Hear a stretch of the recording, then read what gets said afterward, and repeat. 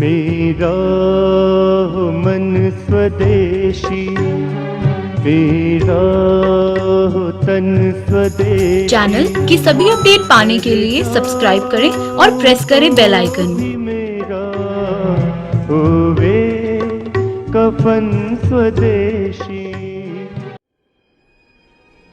मैं भारत को भारतीयता की मान्यता के आधार पर फिर से खड़ा करना चाहता हूं, उस काम में लगा हूं।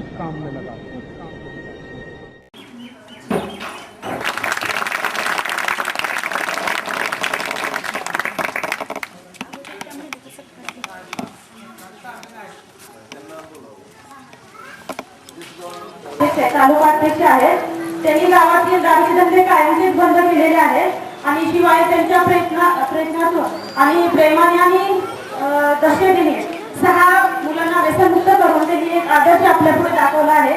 त्यांचं कौतुक म्हणून आपण श्वान श्रीफळ देऊन त्यांचा सत्कार करणार आहोत. सविता सावंत.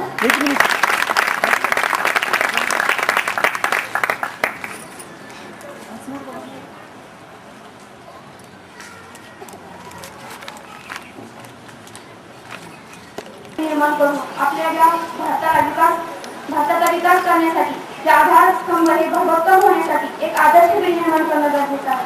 आणि ती पिढी निर्माण करण्यासाठी आपल्या समोर आज आलेले आहेत ते शिक्षित आहेत. तर त्यांना मी विनंती करते की त्यांनी आपल्या मार्गदर्शक मनोगतात सुरुवात पढ़ता हूँ, आप बोलने को मैं समझता हूँ, बोलने का अभ्यास बहुत कम है, इसलिए हिंदी में बात करता हूँ. आपको हिंदी समझते हैं? जहाँ पर समझ में नहीं आएगा तो आप मुझे पूछना कि ये बात समझ में नहीं आई. पूछेंगे तो मुझे भी सीखने को मिलेगा और आपको ज़्यादा अच्छे से समझ में आएगा. मुझे आपसे जो बात करनी है, जो विषय मुझे दिया गया है वो ये है कि हमारे परिवार में ऐसी क्या करें हम व्यवस्था कि हमारे बच्चे आदर्श हों. आदर्श बच्चे हमारे परिवार से निकले, समाज के लिए, देश के लिए, राष्ट्र के लिए, धर्म के लिए ऐसे कुछ काम करें जिनको हम आदर्श मानते हैं. तो ऐसे हमारे बच्चे कैसे बने, इस विषय पर मुझे आपसे बात करने को कहा गया. और ये विषय बात करने के लिए मुझे आपके पास या आपके साथ कम से कम 6-7 घंटे का समय बिताना है. तो मैं 2 बातें चाहता हूँ. एक, आप बोर ना हो और मुझे बात करने में आनंद रहे. ये दोनों एक साथ कैसे हो. तो थोड़ी देर हम बात करें, फिर उसके बाद प्रश्नोत्तर करें, फिर थोड़ा विश्रांति लें, फिर बात करें, फिर प्रश्नोत्तर, फिर विश्रांति. ऐसे करके ये अच्छे से होगा. ठीक है, मैं थोड़ा बोलूँगा, फिर आप प्रश्नोत्तर करेंगे और फिर थोड़ी देर विश्रांति लेकर फिर दोबारा से मिलेंगे, फिर बात करेंगे. ऐसे ही चलेगा. शायद 2 या 3 सत्र में 6-7 घंटे का समय पूरा हो जाएगा. मैं शुरू कहाँ से करूँ? मैं यहाँ से शुरू करूँ कि हमें आदर्श परिवार अगर है, हमारा परिवार अगर आदर्श है तो ये पक्का है कि हमारे परिवार के बच्चे भी आदर्श होंगे. इसमें कोई दो राय नहीं. हमारा परिवार अगर आदर्श है, हमारा कुटुंब अगर आदर्श है तो हमारे बच्चे भी सब आदर्श होंगे. कुटुंब आदर्श है इसका मतलब क्या? परिवार आदर्श है इसका अर्थ क्या?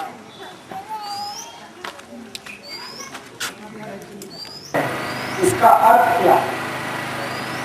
आप बताएंगे कोई? आप अपने परिवार को आदर्श माने, उसके लिए क्या आधार है? किस बात को आप कहेंगे कि हमारा कुटुंब आदर्श है? अगर ऐसा है तो बोलेंगे आप? बताइए, मराठी में बोलिए, मैं समझता हूँ. हमारा कुटुंब आदर्श है, क्या कारण, क्या आधार?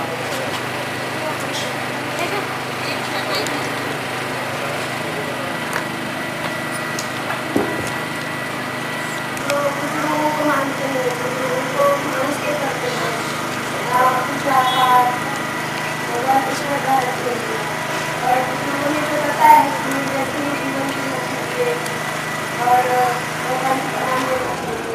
देश की सेवा करनी चाहिए. से जो विचार दिए गए हैं, विचारों के आधार पर जो जीते उन्हें आदर्श कहा जाता. लेकिन ये पूरा दिवा लावावा किंवा मोठ्यांना नमस्कार करावा, मोठ्यांना उलटं बोलू नये, शांतपणे वागावं, मोठ्याने काही काम सांगितलं तर ते ऐकावं वगैरे. ते जे ऐकतात किंवा एकमेकांना विचारत. आप किसे कहेंगे?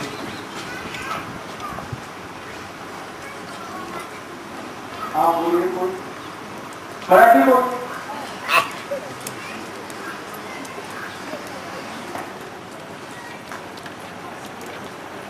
पीछे पीछे से कोई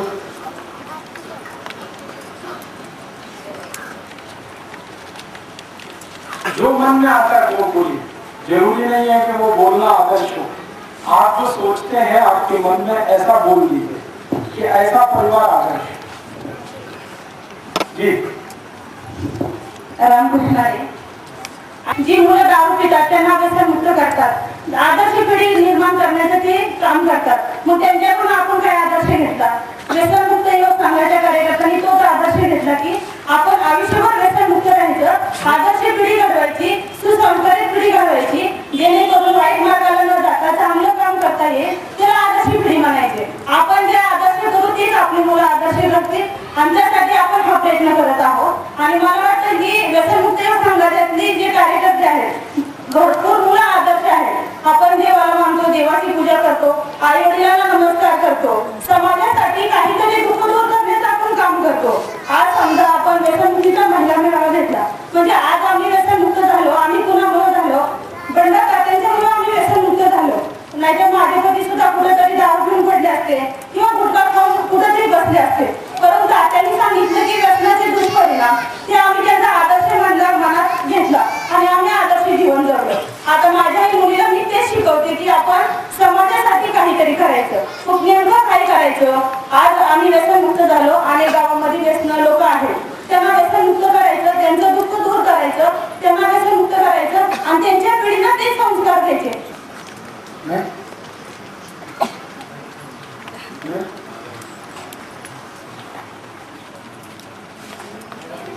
हाँ आप बोलिए. हमारे संस्कृति ने जो बताया मराठी बोलिए. संस्कृतीमध्ये मातृदेवो भव, पितृदेवो भव, आचार्य देवो भव, अतिथी देवो भव हे जो 4 चित्रपट आहेत, हे 4 चित्र सांगितलेले आहेत.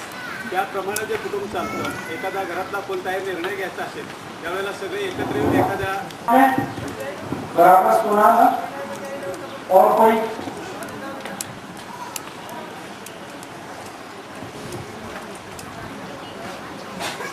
हो तो बोलिए, और किसी को दिल में है ऐसी बात तो बोलिए.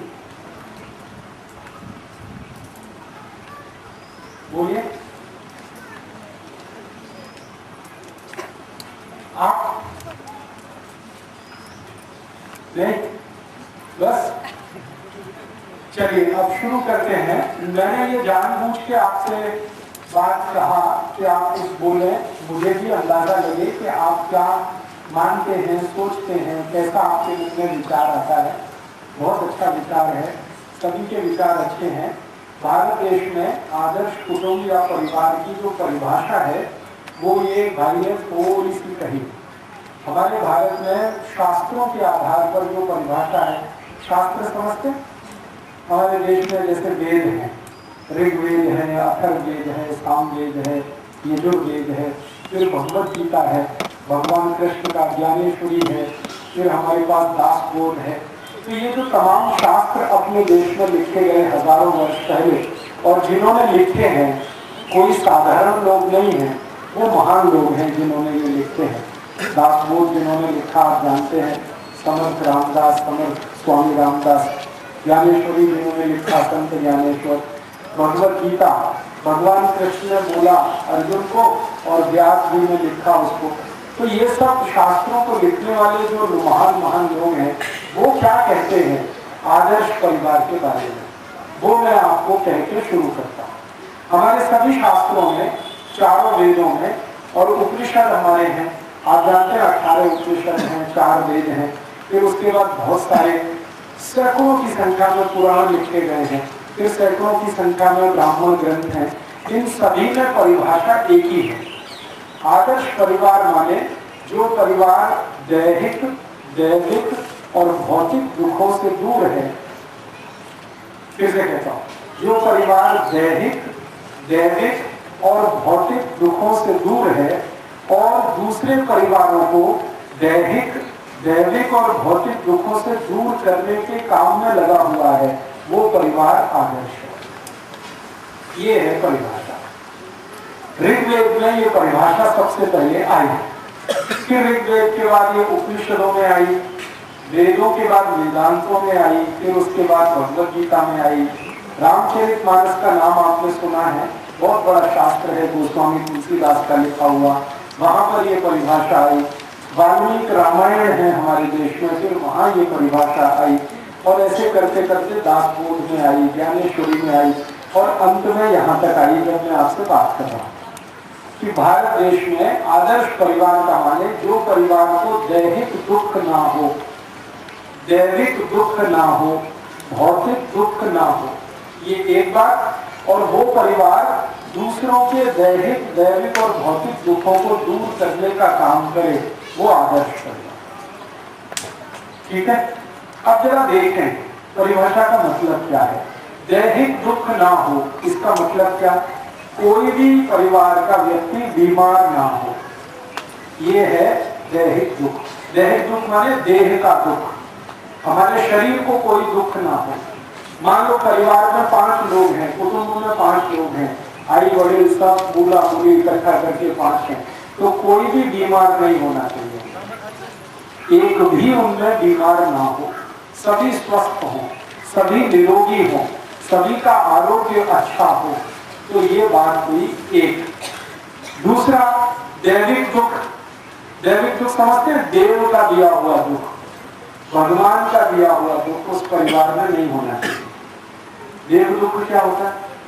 देव दुख समझते हैं, धरतीकंप आ गया, धरतीकंप समझते, भूकंप आ गया, तो ये अब देव का दुख है, ये हमारा तो नहीं है, देह का भी नहीं है, भगवान ने कर दिया। या तो आग लग गई घर में, ये तो देव का दुख है। या तो घर गिर गया, धरतीकंप नहीं आया फिर भी घर गिर गया, ये तो कुछ देव का दुख है।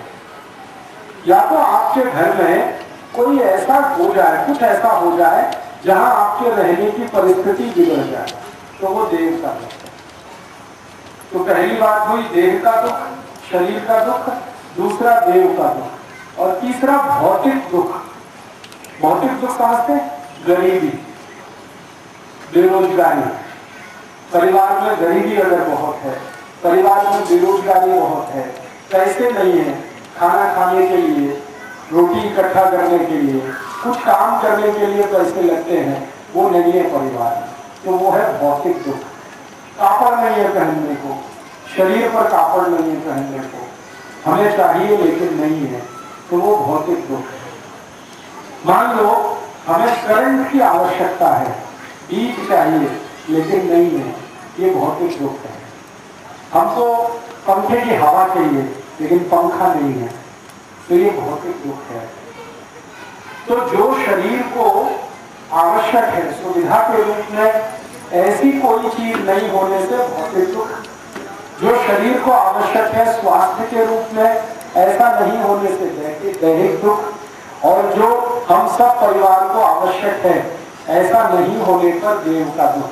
ये 3 दुख जिस परिवार में नहीं होते, वो परिवार आधा आदर्श होता है। आधा माने 50%, और आगे का 50% आदर्श होने के लिए दूसरा सूत्र है कि जो परिवार के लोग खुद सुखी हैं, जिनको दुख नहीं है, और दूसरों का दुख दूर करने का प्रयास कर रहे हैं, तब हम कहते हैं कि वो आदर्श परिवार है।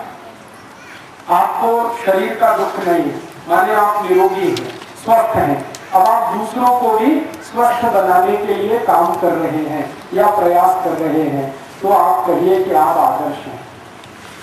अगर आप गरीब नहीं हैं, आपके पास पैसा है, आपके पास धन है, और दूसरे गरीबों के लिए वो पैसे का वापर कर रहे हैं आप, या उनकी मदद कर रहे हैं, तो आप आदर्श हैं।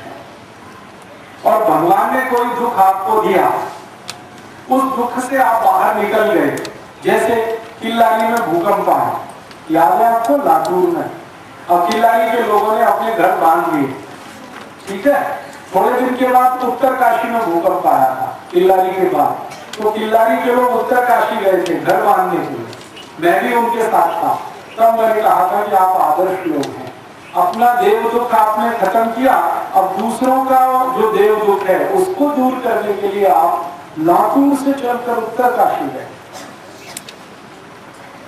लातूर और उत्तर काशी में 3000 किलोमीटर की दूरी है, फिर भी वो गए, तो आदर्श हैं।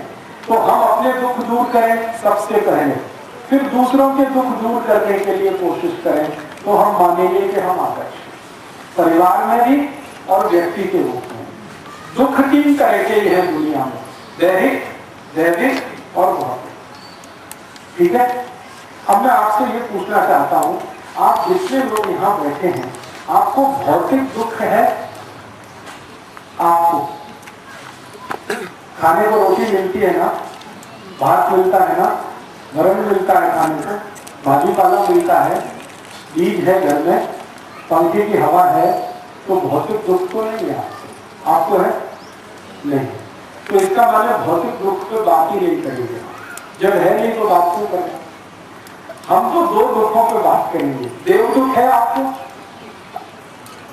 है नहीं? आप में से कोई ऐसा बोलेंगे मुझको देव का दुख है, भगवान ने मुझे ये दुख दिया है? नहीं है? चलो ठीक है, थोड़ी देर इसको भी बात करें। दैहिक दुख है, शरीर को दुख है, कोई त्रास है, बीमारी है, रोग है, कुछ है?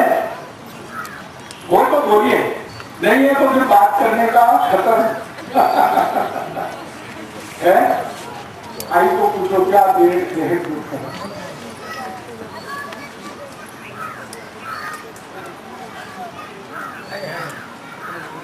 आई को दुख नहीं, वो पड़ोस वाली आई को पूछो।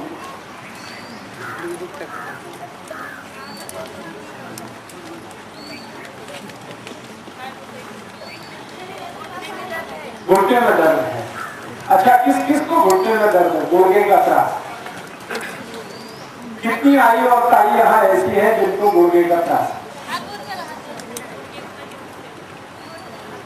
अच्छा, 1 2 3 4 5 6 7 8 9 10 11 12।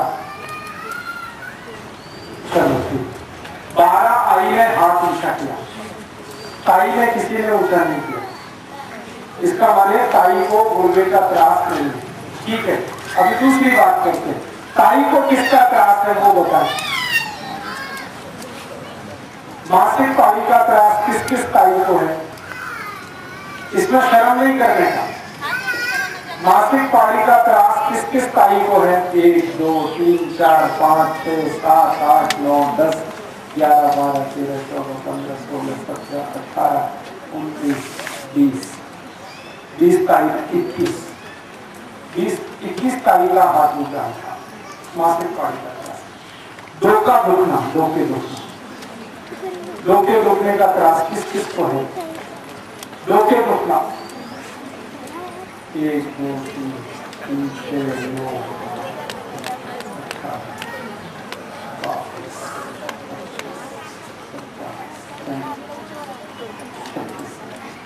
सबसे जास्ती लोग के दुखने का 40।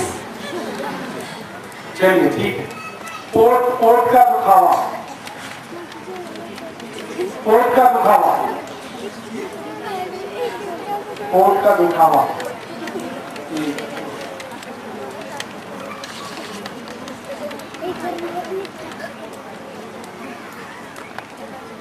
27। ठीक है, पोट का दुखावा हुआ, डोके का दुखना हुआ, मासिक पाली का त्रास हुआ, गोगे दुखना हुआ। अभी आंखों का त्रास, आंख का त्रास किस किस को है? डोले बोलते हैं, डोले का त्रास 1 2 3 4 5 6 7 8 9 10 11 12 13 14 15 16 17 18 19 20 वो ज्ञानेश्वरी को डोरे का त्रास है। 28, 29 है, ठीक है। डोरे का त्रास हुआ, डोके का त्रास हुआ, गुर्दे का त्रास हुआ, मासिक पानी का हुआ, पेट का दुखावा हुआ, और कोई त्रास बोलो। पित्त का त्रास समझते हैं सब? चलो, एसिडिटी, हाइपर एसिडिटी, पेट जलना, गैस बनना, ये सब त्रास किस किस को है? पित्त इसी को कहते हैं।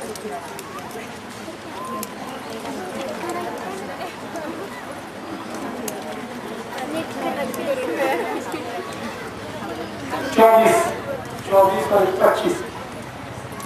कई ताई के हाथ बहुत त्रास में उठ रहे हैं, माने उनको धोखे का भी त्रास है, पेट का भी है, मासिक पानी का मैं देख रहा हूँ, उनके हाथ बार बार उठता है। तो एक से ज्यादा त्रास भी है, इसका मतलब ये है। ठीक है, अभी ये जो छोटे बच्चे यहाँ पर बैठे हैं, इनका कुछ त्रास है?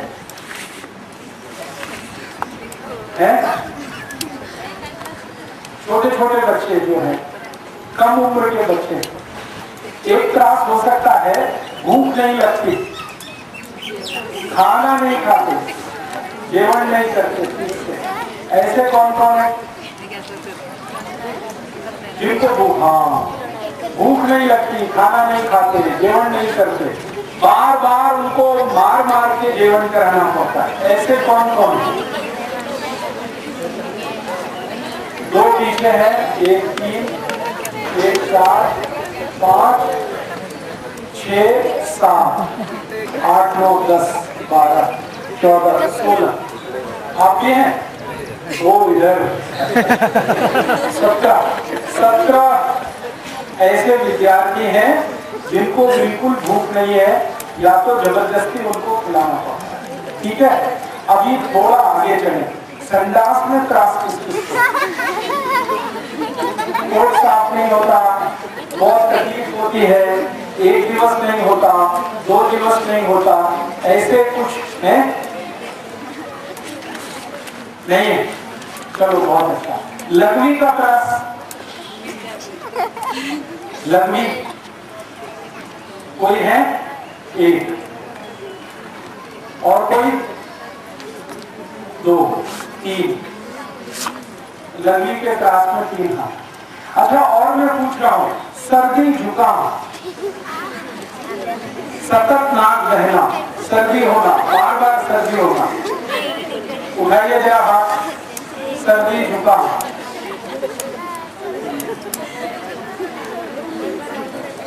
ठीक है।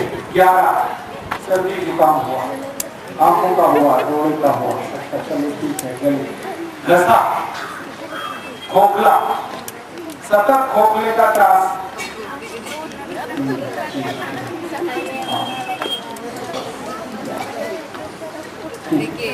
11 और 3 14 17 ठीक है। हाँ ठीक है, 17 लोगों को घसा, ठीक है, गुर्दे हो गए।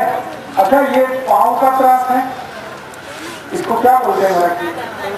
टाँचनी, टाँचनी का दुखावा और इसमें चीरा पड़ना, ये किस किस को त्रास है? टाँचनी का दुखावा और चीरा पड़ना।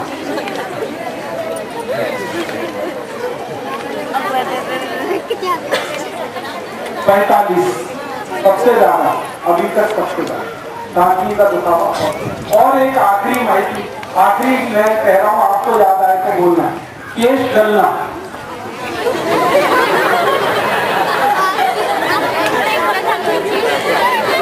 ये सबसे ज्यादा।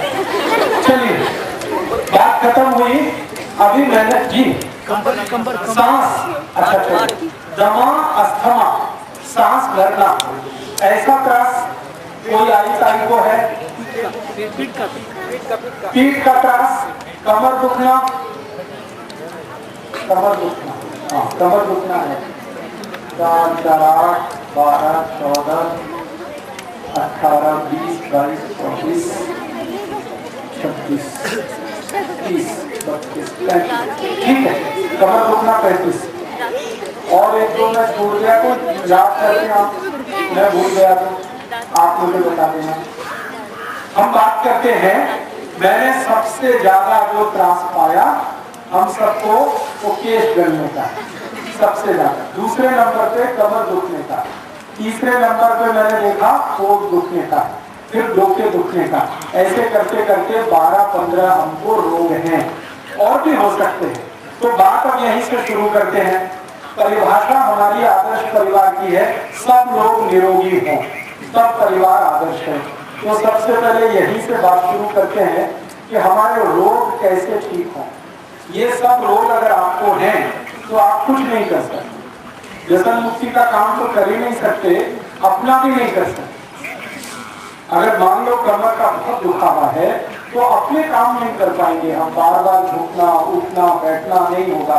गोडे दुखने का बहुत त्रास है तो हमारे ही काम हम नहीं कर पाएंगे, समाज का क्या करेंगे।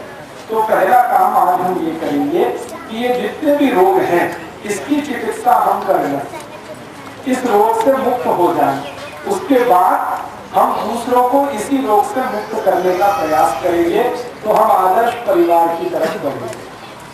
ठीक है, अब हम शुरू करते हैं कैसे ठीक होंगे ये सारे रोग हमारे। तो आप बोलेंगे डॉक्टर के पास जाएंगे, है ना। आप में से कौन कौन डॉक्टर की दवा ले रहे हैं, हाथ उठाइएगा।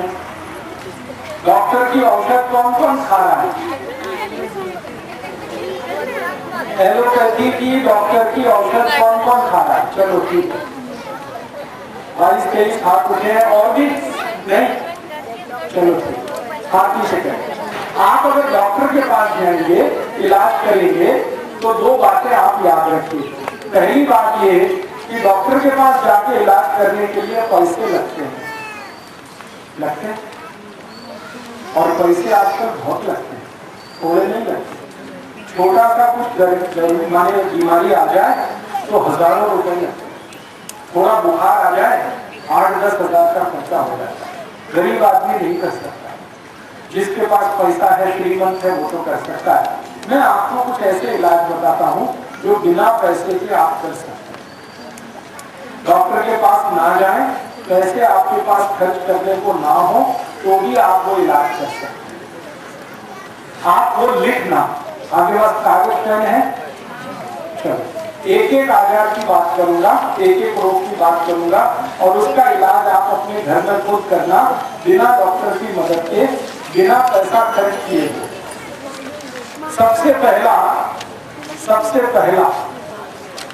ऊपर से शुरू करें। सबसे पहले डोके दुखना, सिर का दर्द। अभी सिर का दर्द जिनको भी है, डोके दुखने का दर्द जिनको भी है, ये दर्द की अपने घर में, स्वयं पाक घर में औषध है, बहुत अच्छी औषध है।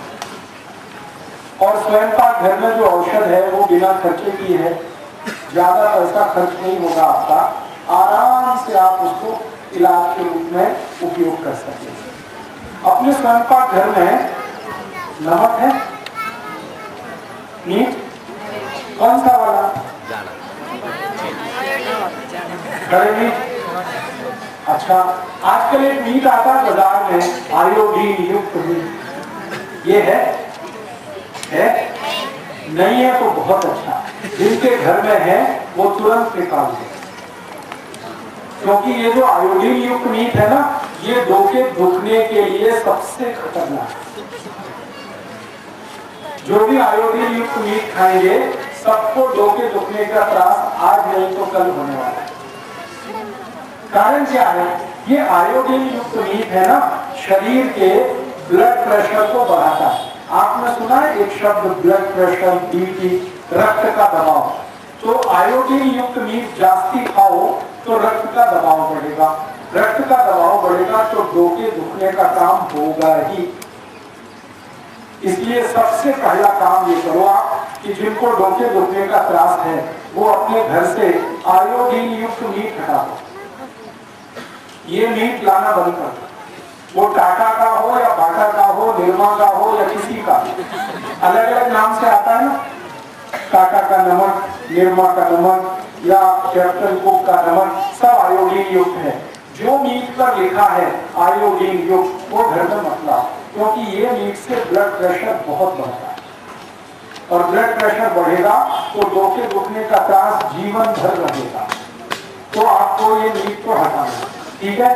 अब मीट कौन सा लाना? आपके घर में एक मीट आता है जिसको सेंधा लवण कहते हैं, सेंधा मीट, मराठी में क्या कहते हैं? सेंधव, सेंधव, सेंधव शब्द सुना? सेंधव मीट, सेंधव लवण, वो पत्थर वाला आता है, सफेद सफेद होता है, वो मीट घर में लाना जी, सेंधव लवण। हाँ, और एक मीट आपने देखा काला काला आता है, क्या कहते हैं उसको? मराठी में क्या कहते हैं? पाने लो, पाने, पाने लो। आपने देखा नहीं काला नमक? ये नमक लाना, ये दो नमक घर में लाना, एक तो सेंधव और एक तो काला। ये दोनों मीट जो भी खाएगा उसका डोके दुखने का त्रास ऐसे ही चलेगा।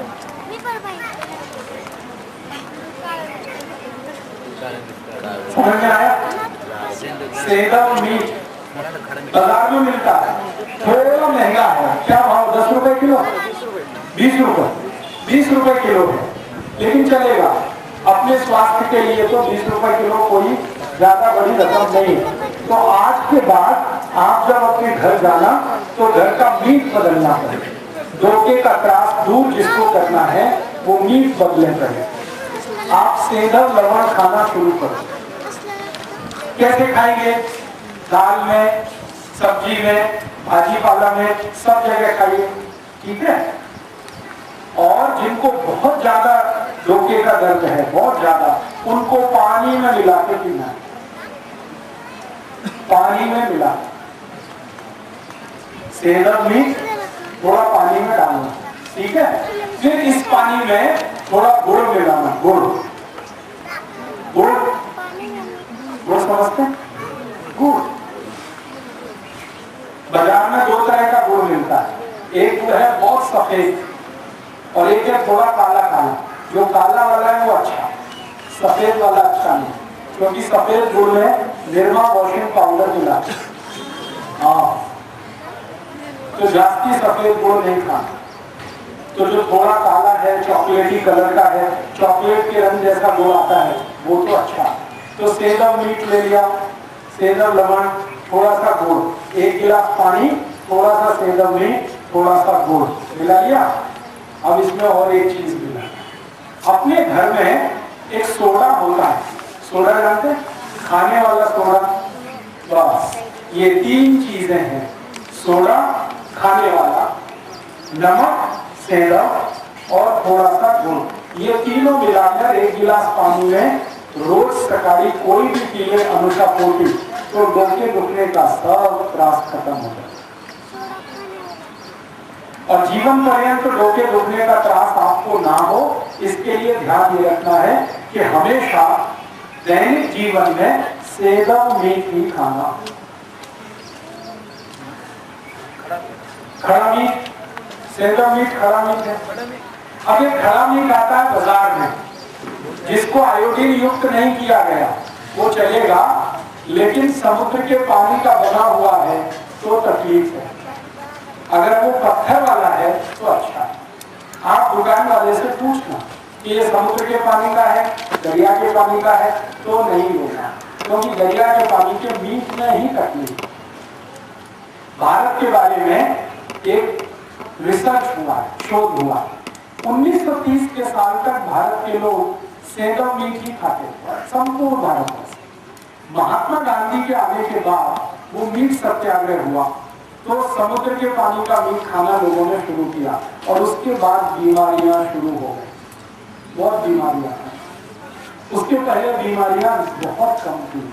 डोके दुखने का त्रास तो 1930 के पहले इस देश में होता नहीं था, मामूली होता था। 1 लाख लोगों में से 1 या 2 को होता था। अब डोके दुखने का त्रास इतना हो गया है कि 1 लाख में से 10,000 को है। ये मीट के कारण हुआ है। तो आपके घर का मीट बदलना है, आपको क्या करना है? सेंधव मीट लाना है, काला मीट लाना है, और ये आयोडीन युक्त मीट हटाना है। खड़ा मीट लाना है, पिसा हुआ मीट कभी उपयोग करना नहीं, ठीक है। और एक माहिती, आखिरी माहिती, महाराष्ट्र में मैं देखा है कि एक परंपरा है, हम खाना जब खाते हैं ना तो मीट ऊपर से डालते है ना, ये परंपरा बहुत पुरानी है। ये तब की परंपरा है जब सेंधव मीट काम में आता था। तो सेंधव मीट को ऊपर से डाला जा सकता है, आयोडीन युक्त मीट कभी भी ऊपर से डाला तो सत्यानाश होने वाला शरीर का। तो आप महाराष्ट्र में जब भोजन परोसते हैं किसी भी आपके मेहमान को या अपने लिए, तो थाली में जो मीट डालते हैं ये तभी डालना जब वो सेंधव मीट हो। अगर आयोडीन युक्त मीट आपने डाल दिया थाली में तो वो तो मारा जाएगा जिसकी थाली में आपने डाला।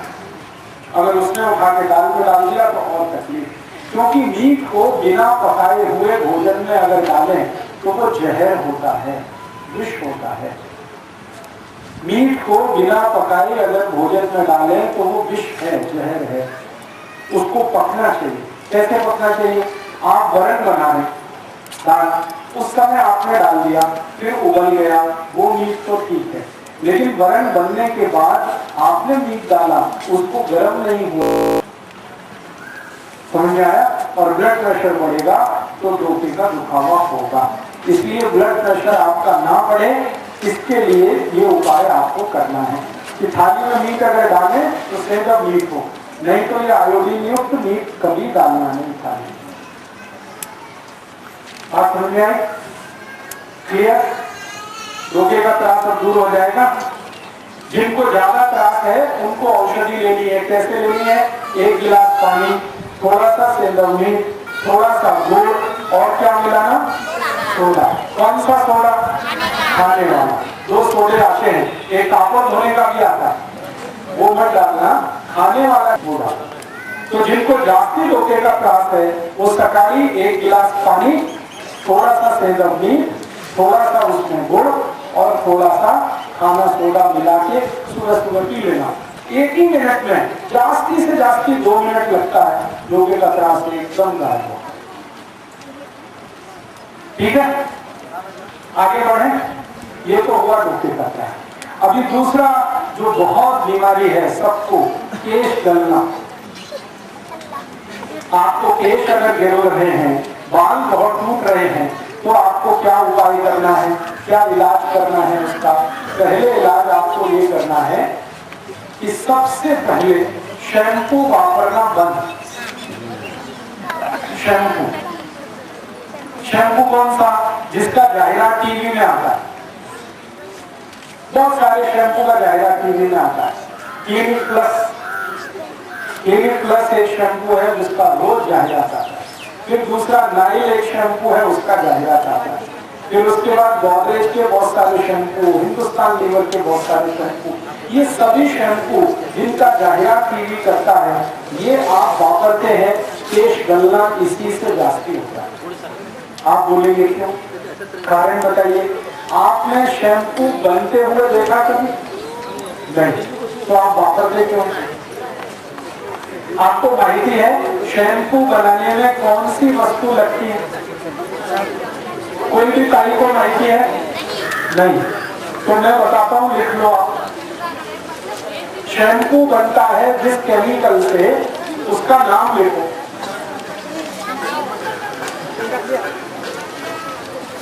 शैम्पू जिस केमिकल से बनता है, जिस रसायन से शैम्पू बनता है, उसका नाम लिखो।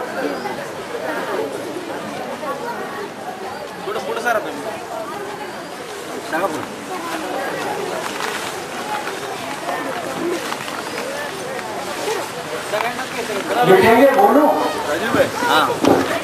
जो भी विद्यार्थी या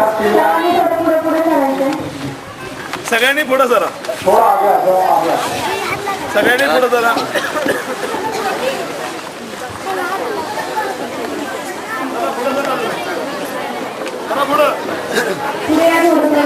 पाठीमागे ऊन लागते, ऍडजस्ट करून घ्या सगळ्यांनी। पाठीमागच्या मुली जरा पुढे जरा, आत्ता आलेल्या मुली, आत्ता आलेल्या शाळेतल्या मुली पुढे जरा।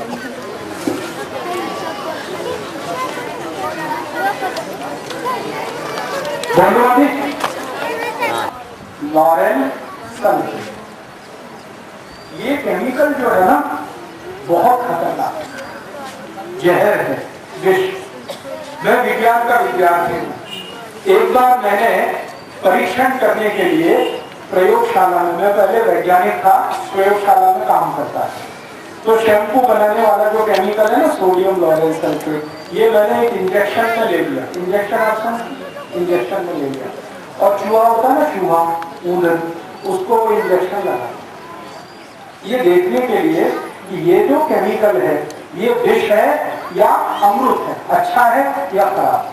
तो जब ऊंदर को मैंने इंजेक्शन लगा दिया तो 15 से 17 मिनट के बाद ऊंदर मर गया। तब मुझे पता चला कि ये इंजेक्शन में थोड़ा सा केमिकल लेके ऊंदर को लगा दिया, वो मर गया। फिर मैंने मेरे सीनियर साइंटिस्ट को पूछा कि ऊंदर मर गया, तो उन्होंने कहा तुम अपने को लगा दो, तुम भी मर जाओ। हाँ, मेरे सीनियर साइंटिस्ट थे जो मेरे गुरु जैसे थे, उन्होंने कहा कि तुम खुद लगा लो ये इंजेक्शन, तुम भी मर जाओगे। मैं पूछा कैसे मर जाऊंगा, तो उन्होंने कहा ये विष है, सोडियम लॉरेल सल्फेट, और यही सोडियम लॉरेल सल्फेट से शैम्पू बनता है।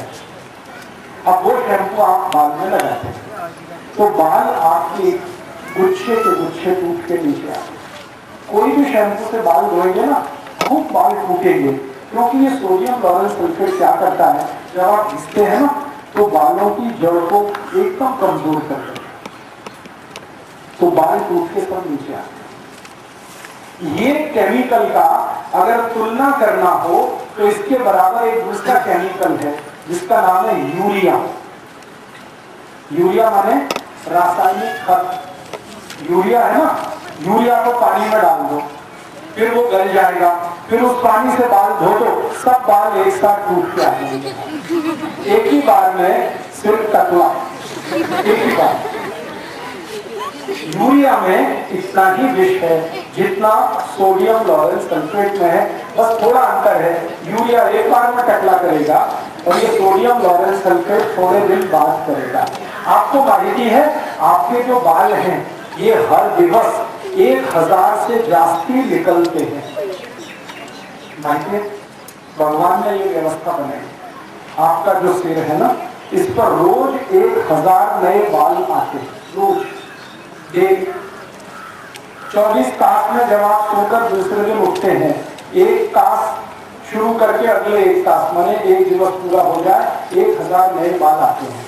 तो भगवान ने बाल जास्ती देने के लिए एक व्यवस्था बनाई है। अपने सिर में एक केमिकल है, उसका नाम है मेलानिन। ये केमिकल बाल को सिर के बाहर निकालने वाला केमिकल है। माने बाल जो बढ़ते हैं वो इस केमिकल के कारण बढ़ते हैं। ये केमिकल छोटे बच्चों में नहीं होता। जो 1 दिन के बच्चे होते हैं ना, 2 दिन के, 3 दिन के, 3 महीने, 3 साल तक ये केमिकल बच्चों में जास्ती नहीं है, इसलिए उनके बाल जास्ती नहीं आते। उसके बाद ये केमिकल बनना शुरू होता है और 60-70 वर्ष की उम्र तक बनता है, फिर उसके बाद कम होना शुरू होता है।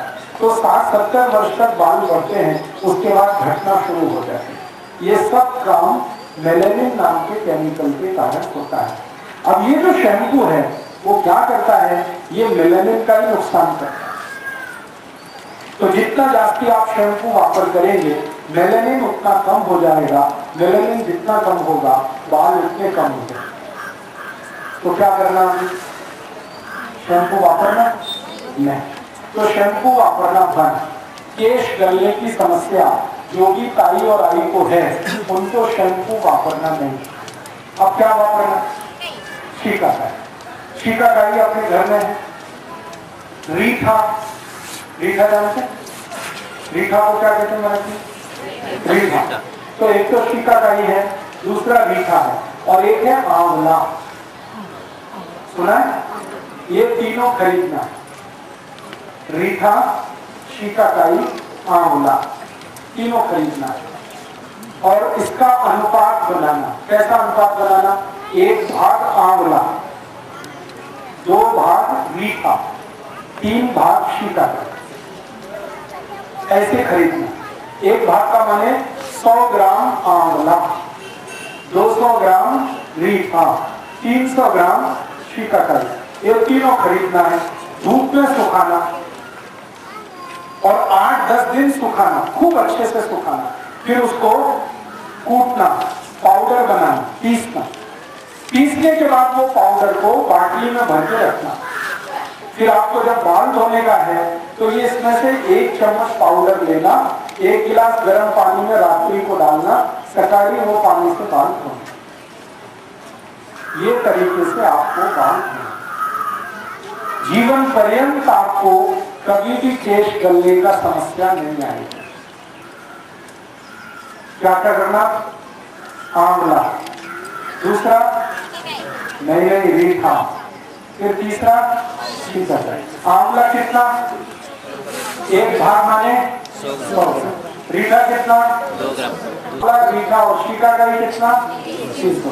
तीनों बाजार में मिलता है, पंसारी की दुकान पे मिलता है, किराने की दुकान में मिलता है। खरीद के सुखाना धूप में पहले 10 दिन 15 दिन, जब ये खूब सूख जाएगा फिर इसको पीसना, कूटना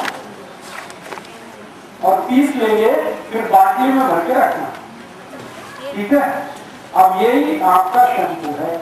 रोज 1 चम्मच इसमें से लेना, 1 गिलास गर्म पानी में रात्रि को भिगो देना, सकाली उठकर उस पानी से बाल धोना, तो केश गलने की समस्या बनी। ठीक है।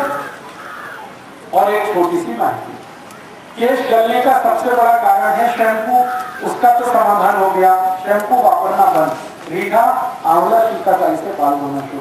केश गलने का और एक कारण है, और दूसरा एक कारण है, किसी भी आई और ताई को केश तब बहुत गलते हैं जब उसके शरीर में एक केमिकल की बहुत कमी आती है। उस केमिकल का नाम है कैल्शियम।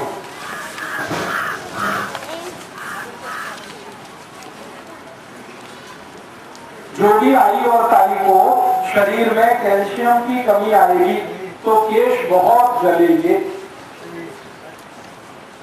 ठीक है, ये बात लिख लो आप, सभी को माहिती होनी चाहिए। एक माहिती हुई कि हम शैम्पू वापरेंगे तो केश गलेंगे। दूसरी अब माहिती है, जब शरीर को कैल्शियम नाम का केमिकल बहुत कम होगा तब भी केश गलेंगे। अब क्या करना? कैल्शियम की पूर्ति करना। कैल्शियम अगर कमी है तो कैल्शियम की पूर्ति करना। अब आप पूछो कैल्शियम किसमें है? ऐसी वस्तु खाना जिसमें भरपूर कैल्शियम। तो सबसे जास्ती कैल्शियम है गाय के दूध में।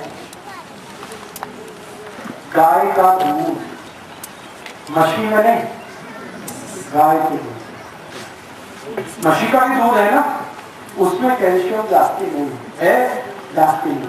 सबसे जास्ती कैल्शियम है गाय के दूध में। और सबसे जास्ती किस गाय के दूध में? देशी। और देशी गाय में सबसे ज्यादा किसमें? किल्लार गाय। किल्लार गाय देखिए, जिसका दूध कम है उसमें कैल्शियम सबसे ज्यादा। तो किल्लार गाय का दूध पीना रोज, भरपूर कैल्शियम उसमें है, तो बाल गिरना कम है। और एक दूसरी चीज बताता हूं, और किसमें कैल्शियम है? गाय के दूध से बनाए हुए दही में दूध से भी जास्ती कैल्शियम। गाय का दूध है ना, उसमें समझ लो 1 ग्राम कैल्शियम है 1 गिलास दूध में, तो उसी 1 गिलास दूध को दही बना देंगे तो कैल्शियम 10 पट बढ़ जाता है। तो देशी गाय के दूध का दही खाएं तो कैल्शियम उसमें बढ़ता है। दही खाइए। और दही से भी 10 पट जास्ती कैल्शियम है ताक में।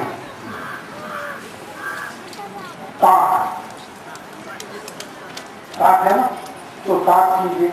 ताक से भी 10 पट जास्ती कैल्शियम है तूप में। अच्छा, ताक और तूप के बीच में और एक चीज होती है, लोनी। तो ताक के बाद लोनी में, लोनी से 10 पट जास्ती तूप। इसका माने ये है, जो भी आई और ताई को केश गल रहे हैं वो गाय के दूध का तूप खाएं। जास्ती तूप खाइए, केश गलना बंद हो, कैल्शियम की पूर्ति। अब तूप नहीं खा सकते तो लोनी खाइए, लोनी नहीं खा सकते ताक कीजिए, ताक नहीं खा सकते दही पीजिए, दही नहीं खा सकते दूध पीजिए। लेकिन किल्लार गाय का, मछली का नहीं। ठीक है। अच्छा, और कुछ माहिती देता हूं। और किस किस चीज में कैल्शियम है? केला, बिल्कुल सही, केले में भरपूर कैल्शियम, तो केला खाइए। और कैल्शियम किसमें है? आंवला, आंवला देखा, आंवला खाइए। कोई भी ताई और आई रोज 2 आंवले खाए, सब पेट गलना बंद हो जाए। रोज 2 आंवले रोज खाए। कैसे खाना? चटनी बना के खाओ, आंवले का अचार बना लो, आंवले का मुरब्बा बना लो, आंवले की चटनी बना लो, कैसे भी खाना, 2 आंवला रोज।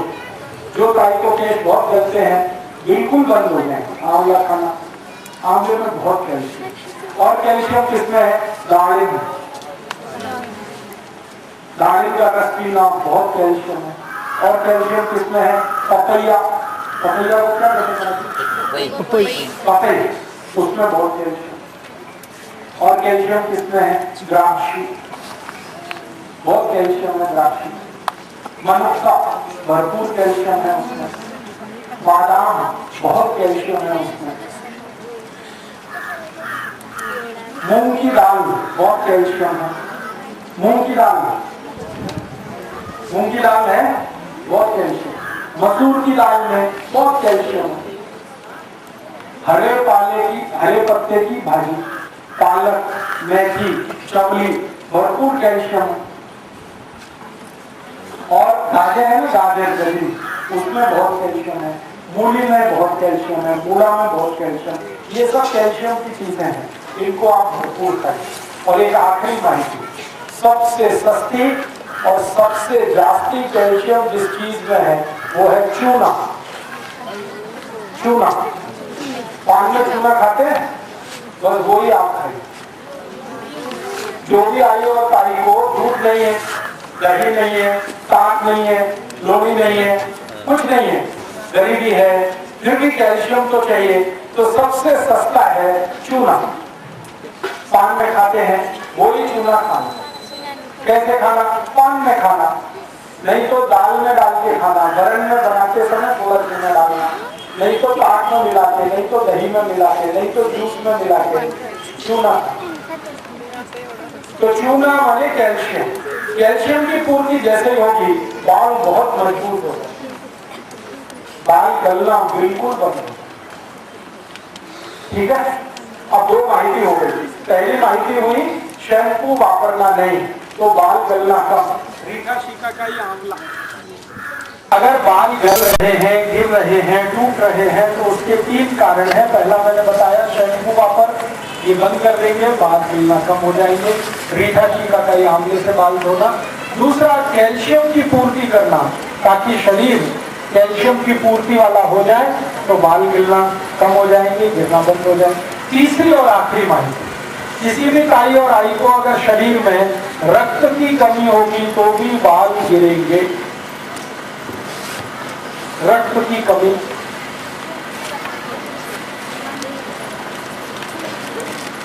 डॉक्टर लोग कहते हैं एनीमिया। एनीमिया एक रोग है जिसमें रक्त की कमी होती है। रक्त की कमी अगर शरीर में है तो बाल जरूर गलने वाले हैं। रक्त की सबसे जास्ती बढ़त शरीर में जो वस्तुओं से होती, नारियल का रस पिएंगे, रक्त की कमी दूर। दूसरी वस्तु है जिससे रक्त की कमी दूर होती है, मनुक्का। रोज मनुक्का खाएंगे, रक्त की कमी दूर होगी। और रक्त की कमी दूर करने वाली एक वस्तु है हमारे घर में, केला। और रक्त की कमी दूर करने वाली एक वस्तु है पपई। और रक्त की कमी दूर करने वाली वस्तु है द्राक्ष। रक्त की कमी दूर करने वाली और एक वस्तु है मूंग की दाल, जो थोड़ी देर पहले मैंने बताई, मसूर की दाल।